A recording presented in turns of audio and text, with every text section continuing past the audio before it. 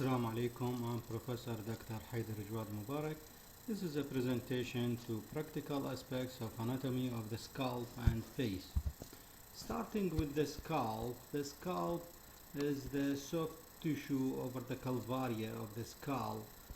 The scalp extends anteriorly to the supraorbital margin and posteriorly to the superior nuchal line, and on the sides the scalp is limited by the temporal lines of the scalp. Actually, the skull is made of 5 layers. The 5 layers are indicated by the word, by the letters of the word scalp. So the 5 layers are as the letters of the word scalp. S stands for the skin. C stands for connective tissue, which is deep to the skin, that is the superficial fascia deep to the skin. A represent aponeurosis, which is called epicranial aponeurosis, or also called gallia aponeurotica. L stands for loose connective tissue, and P stands for the periosteum of the bone of the calvaria. Each of these 5 layers has certain features. For example, the skin layer, the first layer of the scalp, is thin skin except on the back at the occiput, and it contains many hair follicles, and also it contains sebaceous gland and sweaty glands. The hair, the scalp is very sweaty, and it contains many sebaceous secretions. The deeper layer to the skin, which is the connective tissue, is referred to here as dense connective tissue, because the second layer, which is the connective tissue, is very fibrous. Actually, it is adherent to the skin. This point has a clinical application because the connective tissue, the second layer, contains blood vessels, and when we have a trauma on the skin, the blood vessels will bleed profusely, because normally the blood vessels, when they are injured, they are contracting and closed to stop bleeding. But because the connective tissue, which is the superficial fascia, is so fibrous, the blood vessels, when is injured, is not able of contraction to stop bleeding, because connective tissue around the blood vessels in this layer prevents contraction, spontaneous contraction of the blood vessels, and that we have to press on the wound of the scalp to stop the bleeding by allowing contraction of the blood vessels. Criteria of the third layer, which is the aponeurosis, I said it is called epicranial aponeurosis or called gallia aponeurotica. Actually, this is the epicranial aponeurosis or gallia aponeurotica. It is described as being a musculo-aponeurotic layer because in the middle most of it is formed of white fibrous aponeurosis, but anteriorly and posteriorly this layer is formed by a muscle which is called anteriorly frontalis, posteriorly occipitalis. Occipitalis originates from the superior nuchal line, just lateral to the temporal region, from the lateral part of the superior nuchal line, while frontalis originated from the soft tissue here. It is intermingles with the muscles around the eye, which is orbicularis oculi. So it has no bony attachment. Frontalis has no bony attachment. And the fourth layer, which is the loose tissue, the L. Actually, the loose tissue here allows the first 3 layers, which are skin, fibrous connective tissue, gallia aponeurotica, to move on the 5th layer because it is a loose tissue. And in addition to that, this loose tissue layer is called dangerous area of the scalp because here infection may spread even to inside of the cranial cavity, leading to infection of the venous sinuses and the thrombosis of the venous sinuses. So the loose tissue sometimes is called dangerous area because vessels and veins in this layer are connected via emissary veins to the inside of the skull to be connected with veins, with blood, venous blood and the venous sinuses. There is another important feature. Sometimes, if there is a trauma to the scalp, uh, blood will be collected in this loose areolar tissue, and on the next day, the blood will escape deep to gallia aponeurotica, deep to frontalis, and we said that frontalis has no bony attachment anteriorly. So on the next day after trauma, you will find the blood accumulated around the eye, which is called battle sign. Sometime when we were in secondary school, we have a trauma on the head, and we don't have much bleeding, and we don't tell our family, but on the next day we will have black color around our eyes, because blood after the trauma will be collected in the loose tissue, and then gradually the blood will escape in the loose tissue deep to frontalis, and then here it will be accumulated around the eye, producing black discoloration of the skin around the eye, which is called battle sign. The fifth layer is the periosteum of the calvaria, and it is in continuity with the endocranium, the periosteum on the inside of the calvaria via the sutures. Regarding the blood supply of the scalp, the blood supply is showing an anastomosis between the branches of the internal carotid artery and the branches of the external carotid artery. Branches supplying the scalp from the internal carotid artery are actually branches of ophthalmic branch of internal carotid artery. The ophthalmic branch gives here above the superior orbital margin supratrochlear branch and supraorbital branch. The supratrochlear is medial to the supraorbital. And the branches from the external carotid include superficial temporal, which is a terminal branch of the external carotid, posterior auricular, which is one of the two posterior branches of the external carotid, and occipital artery, which is the second posterior branch from the external carotid. Therefore, the scalp bleeds profusely because it contains much blood vessels, that is anastomosis between the branches of the internal and external carotid artery. So there are two factors for massive bleeding from the scalp wound. First, that the scalp is richly supplied by blood. Second is that when the blood is injured after a trauma, the blood vessels will not be able of spontaneous contraction because they are held by the fibrous tissue of the connective superficial fascia, and thus retraction of blood vessels will be slow, and we have to press on the blood vessels to stop bleeding by producing manual compression of the injured artery. The scalp bleeds profusely because it has many blood supply, but also it heals rapidly because it has many blood supply. Regarding nerve supply of the scalp, the nerve supply is supplied, the scalp is supplied by branches from the trigeminal nerve, in addition to branches from the cervical plexus and dorsal rami of spinal nerves. Branches from the trigeminal nerve are the supratrochlear, supraorbital branches, simulating the names of the arteries and the positions of the arteries. And these are branches from the ophthalmic branch of a trigeminal. It is referred to here as 5A, means trigeminal, A ophthalmic, means the first branch of trigeminal nerve. Also, the scalp is supplied by the zygomatic-temporal branch, which is from the maxillary branch of trigeminal, and the auriculotemporal branch, which is from the mandibular branch of trigeminal. In addition to that, behind the auricle, these three nerves that I had just mentioned supplying the scalp anterior to the auricle. Behind the auricle, the scalp is supplied by the lesser occipital nerve, which is from C2, C3 branches of cervical plexus. The more posterior part of the scalp is supplied by the dorsal rami of C2 and C3, which are greater occipital nerve and the third occipital nerve. Actually, the greater occipital nerve is the biggest cutaneous nerve in the scalp, in the body.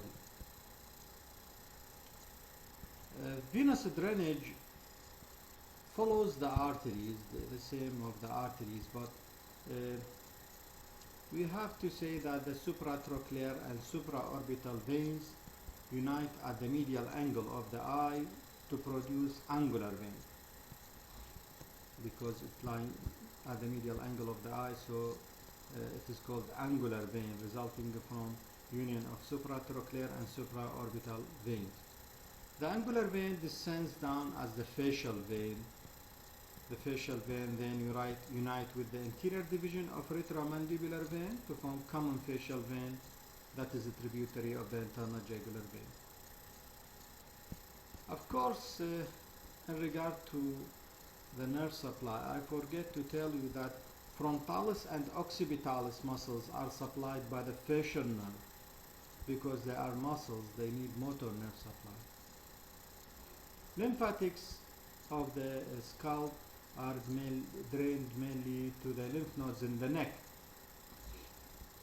And here your theory contains a point regarding the clinical application of wound of the scalp. You have to study it. Another important clinical point is that you can see that here the angular vein, which is formed by union of supratrochlear and supraorbital veins, is communicating with the ophthalmic vein inside the orbit, and from that communication will be with the cavernous sinus, and therefore also infection could be transmitted from this region via the venous drainage from the angular vein or facial vein to the superior ophthalmic vein and to the cavernous vein, and thus leading to infection of cavernous vein and cavernous sinus thrombosis. Another important clinical point is that you will see that in the emergency unit when you will be resident, if you have a transverse wound in the scalp here, not longitudinal, transverse wound, this transverse wound will open very much because it is a transverse wound. Frontalis will put from that side anteriorly, and occipitalis will pull from that side posteriorly, and the transverse wound will be opened massively, and you need to suture it. While longitudinal wound is not opened so much because there is no pull on this region, and actually such a transverse wound must be deep wound to involve the gallia aponeurotica, and if it is deep to involve the gallia aponeurotica, frontalis will pull anteriorly, occipitalis will pull posteriorly, and it will open this wound. But it should be a deep wound involving gallia aponeurotica. Regarding anatomy of the face contains many muscles, as you can see. The muscles are surrounding the openings in the face, which are the eye opening, the nose opening, and the mouth opening. And they have many names, you can remember them on the figure. All of these muscles are originating from the bone and of the face and are inserting into the skin of the face. All of them are supplied by the facial nerve. Because they are originating from the bone of the face and inserting into the skin, they are able of producing many facial expression, because they will pull the skin and produce our facial expression. Actually, the function of these muscles and the origin of and the insertion of these muscles is so much to be remembered, but you can remember the function of them mostly by the name of these muscles. Many important points are important in regarding to these muscles. For example, muscle of the lip is formed mainly by orbicularis oculi and is helped by the muscles surrounding orbicularis oculi also. So the upper lip and lower lip is formed by orbicularis oris. So the upper lip and lower lip is formed by orbicularis oris and by muscles around this orbicularis oris. The muscle of the eyelids is formed by orbicularis oculi. A muscle of the cheek is buccinator. Buccinator is covered by fascia, and more superficially it is covered by skin and fat, which is buccal pad of fat, while it is lined from inside by fascia and mucous membrane, but the muscle of the cheek is buccinator. So muscle of the mouth is orbicularis oris, muscle of the eyelid is orbicularis oculi, and muscle of the cheek is buccinator. And there are many details. I think at least to me, very difficult to be remembered in regard to these muscles, origin, insertion, or function. But the names indicates the function, and it's easy to remember the name for the function of these muscles. And it's important to remember their position also, the position of the muscles, each of them. Orbicularis oculi, which is around the eye, has two parts. One of them is at the margin of the orbit, which is called orbital part of orbicularis oculi. It closes the eyes forcefully, while there is another part of orbicularis oculi that is in the eyelid, which is produce a slight closure of the eye, which is light closure of the eye, just like in a blinking. More important than the muscle is the nerve supply of the face. Then the face is supplied by motor nerve branches of facial nerve, which are temporal, zygomatic, buccal, and mandibular cervical nerves. While sensory nerve supply to the skin of the face is mainly by the trigeminal nerve. The trigeminal nerve is the main sensory nerve supply to the face, except the nerve supply of the skin over the angle of the mandible.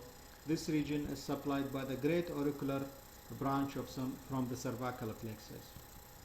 You can see that the trigeminal nerve branches, which are ophthalmic, maxillary, and mandibular, has peculiar distribution in its nerve supply to the face, indicated by the colors orange, blue, and pink.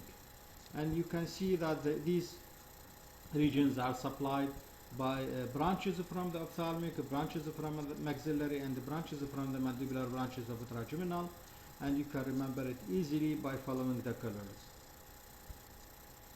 Sometimes we may have virus infection of trigeminal nerve. The virus is called herpes zoster virus, and you can see that this virus produces rash and discoloration of the skin in the region of distribution of the branch of trigeminal infected. For example, in this patient, you can see that the distribution of the ophthalmic branch of trigeminal showing the rash, because here we have herpes zoster infection of ophthalmic branch of trigeminal.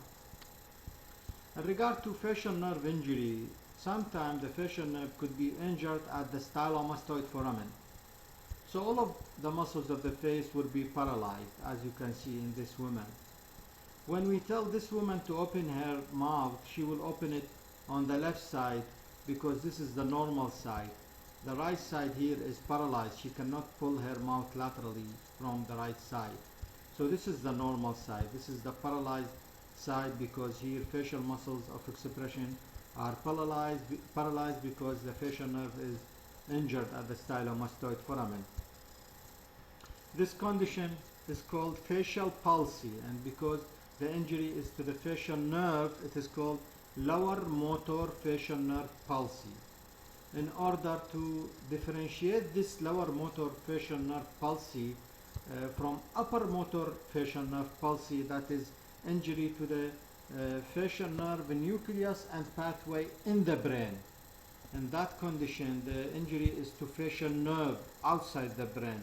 So it is called lower facial nerve paralysis or palsy, producing paralysis of all the muscles of the face, above and below.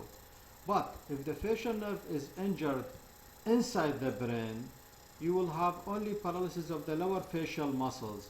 The upper facial muscles will not be paralyzed, because the upper facial muscles has inside the brain bilateral contribution from the cerebral cortex.